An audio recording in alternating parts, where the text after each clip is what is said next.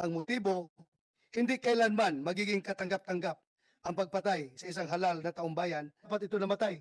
Nagkataon lang nagkasama sa loob ng sasakyan at para walang maging witness sa pagpatay kung sinong gustong patayin, ay inubos, pinatay, pati yung mga hindi dapat patayin. Nakita ko po yung mga police mobile car na naka-station lamang sa isang lugar at umiilaw-ilaw. Tapos ng PNP Colonel Jean Fajardo, hinahangaan ko to kasi palagi ko po natatawagan to at para ma-interview. Pero ito recently, agad-agad, nagsabi na siya, he made a clarification as no member of the PNP was involved in the said ambush. How can she say? Magandang araw sa atin lahat mga kababayan po natin. Kumukulo umano ang dugo ni Senator Bato de la Rosa dahil sa hindi pa naresolba ang nangyaring pagpatay sa Vice Mayor ng Apari Cagayan na si Vice Mayor Romel Alameda at ang ilan sa kanyang mga kasamahan na nakasakay sa kanyang sasakyan at 6 pa umano mga kababayan po natin. 6 lahat ang nawalan ng asawa na sana ay si Vice Mayor lang yung target dahil ayaw nila na may witness o may nakakita pa sa krimen, idinamay na ang lahat. Kaya humarap ngayon sa Senado itong 6 na nawalan ng asawa at nawalan din ng ama ang kanilang anak. Kaya nga naman ayon kay Senator Raffy Tulfo na dapat ito ay maresolba na agad. At kung may kailangan baguhin sa ating batas, lalo na itong pagkandak ng checkpoint, dahil nagkaroon naman ng checkpoint pero hindi lehitimo, kundi ay peaking checkpoint na nakita naman ng isang pulis pero idinidma niya lang dahil pag-aakala niya ito ay kanyang mga kaparo at lehitimong checkpoint ito. At medyo mainit pa rin ang kaso ito dahil hanggang ngayon hindi na resolba at mukhang isa sa kanilang mga pinaghihinalaan na mastermind o sangkot o yung may pakanan nito ay ang mayor umano ng Apari Cagayan. Kaya yan po yung ating alamin sa pagdinig na ito sa komite ni Senator Bato de la Rosa at ni Senator Raffy Tulfo. Noong tayo ay nagpatawag ng mga pagdinig para imbestigahan ang iba't ibang kaso ng pagpatay sa mga opisyal ng ating pamahalaan. Labis nating ikinagulat ang harap-harapan at tila walang kinatatakutang mga insidente ng pamamaslang. Ngunit higit sa pagkagulat ay ang ating lungkot at pagkadismaya. Personal o political man ang motibo, hindi kailanman magiging katanggap-tanggap ang pagpatay sa isang halal na taong bayan at kahit na hindi halal, napaka-importante po ng buhay. Kung makita mo ngayon, andito yung 6 na mga babae na widow ng mga nabatay at alam natin na yung hindi dapat ito namatay. Nagkataon lang nagkasama sa loob ng sasakyan at para walang maging witness sa pagpatay kung sinong gustong patayin, ay inubos, pinatay, pati yung mga hindi dapat patayin according to their motive, kung ano yung motive nila. So you can just imagine, 6 na widow na may kanya-kanyang pamilya, 6 na grupo ng mga bata na ngayon ay wala ng ama dahil sa karahasan. Kaya talagang kumukulo ang dugo ko pagdating sa mga ganitong pang-aabuso. Today, as the chairman of the Committee on Public Order and Dangerous Drugs, I assure every Filipino that the Senate will not stop condemning these senseless killings of elected government officials and ordinary citizens. Those who choose the path of evil must be made to answer the consequences of their choices. We hope that by the time that we end our investigation, we have formulated recommendations to help in giving justice to the dead and closure to the families they left behind.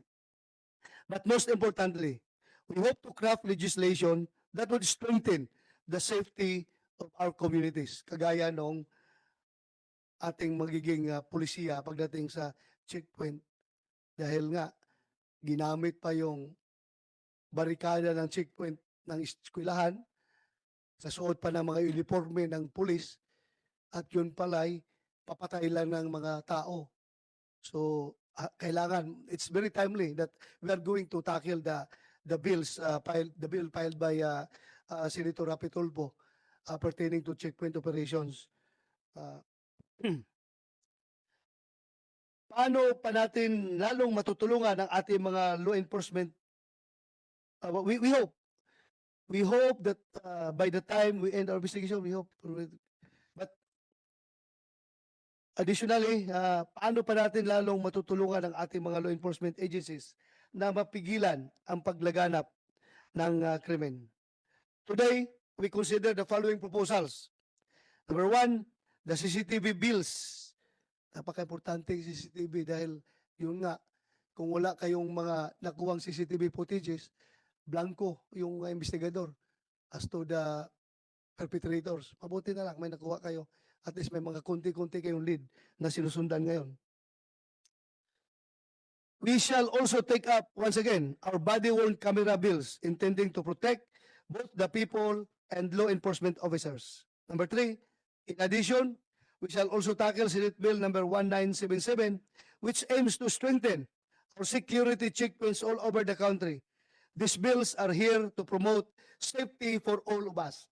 Lastly, we shall discuss PS Resolution number 728, which is about the ambush of Apari Vice Mayor Romel Alameda.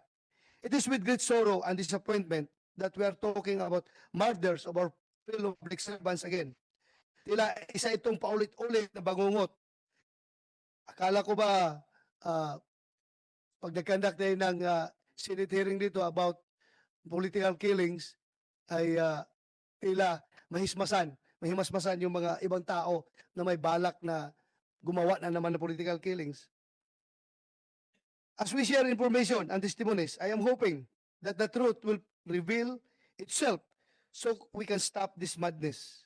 Hindi natin kayang maibalik pa ang mga buhay na nawala.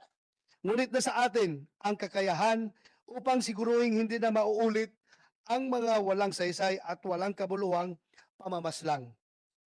Maraming salamat po. Muli, nakikiramay po tayo sa mga iwan na mga nasawi. At this point, I would like to ask if Senator JB Ercito has an opening statement.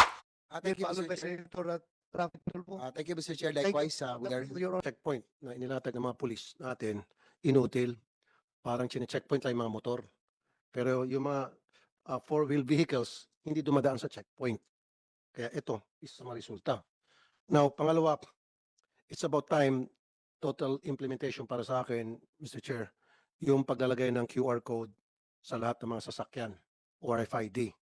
And then dapat constant patrolling ng mga taga-HPG o any members of the PNP or traffic management group na kapag nakitang kaduda-duda ang galaw ng isang sasakyan, pwedeng parahin at titirahin lang yun ng parang baril at makikita yung QR code kung legit o hindi.